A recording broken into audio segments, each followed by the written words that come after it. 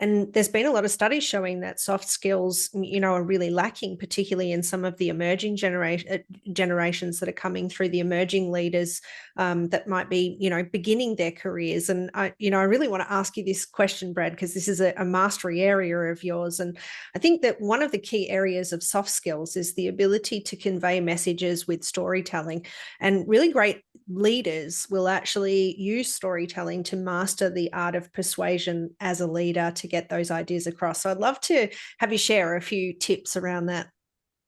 Yeah, for sure. And we know, and I've got teenage daughters, so and I've seen this take place where they're sitting next to each other, communicating through their app as opposed to talking to the person. So what did you think about that? So we've seen this happening more and more. And again, the attention span of overall, and we've seen it without boring on the science, but when they first looked at the NLP model of communication and Mihaly Csikszentmihalyi on his flow, looking at how much information. When they first did the study, it was 7 plus or minus bits of information.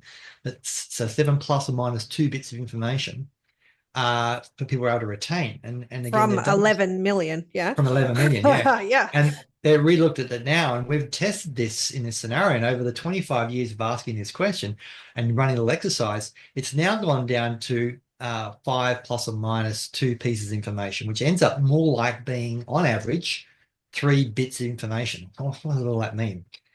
Basically, you've got 3 words to get someone's attention. That's what it comes back down to per second. And if that's not engaging and exciting, you've lost them. So we know that people's attention span through the process of videos getting shorter and shorter and shorter, like the TikTok now is being even shorter sort of content. People's attention span is being shorter. So how do you get that attention? Well, you're going to have to get into that and have a story. And as soon as you engage into a story, you're going to pique their interest. And if you're running a story really, really well and telling a story really well, you'll start off with a point of curiosity, which will lead to that person to want to hear the rest of it and going through and doing that. So as a leader, having stories to be able to articulate and talk about things is a great way. As a mentor, your life experience will be translated into stories to the people you're mentoring. If you're a coach, you want to have stories and metaphors that are allowed to bring into that scenario how it goes and how it's been being traveled as far as the order and sequence of what needs to happen in that. Overcoming diversity, overcoming a problem, overcoming a difficult conversation. These are all really good ways of being able to have a story coming into that. Every teachable moment should start off with a little bit of a story leading into it to get their why they need to learn it or what's in it for them and create that state of curiosity. One of the huge things that I learned many years ago was the hero's journey and going through the process of how that fits in with a structure and how that all works in. And anyone wants to go do any research on it, feel free to go ahead and look at it. But it's one of the most easiest to understand story processes, which gets a lot of engagement. And again, the hero's journey in the context of movies and books have sold more books and more movies is a plot in that scenario. And it goes through taking someone on a journey through a story. And when you're able to do that, whether you're applying it to marketing, whether you're applying it into leadership or into sales, it's a really great way of being able to go through and pace and lead.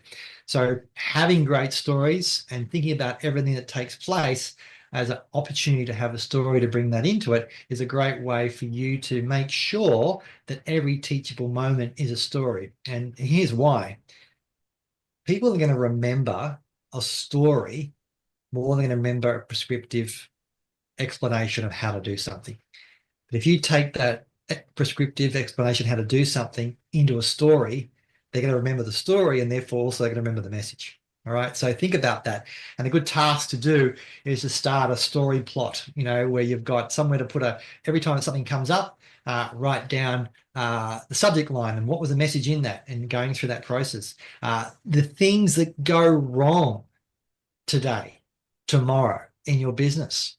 Make it a story because it's going to be a teachable moment in 2 or 3 weeks' time. Once the problem's been solved and you looked at how you're going to solve that problem, gone back there and telling the story of what happened and how it was created is going to allow you to come back into a much easier sort of space to have that message across. And I know, Shondell, there's many metaphors that I've spoken about over the years, and I've had people come up in the street and stop me and go, "Brad, hi, Brad, how you going here? Oh, what's that hook for?" Right?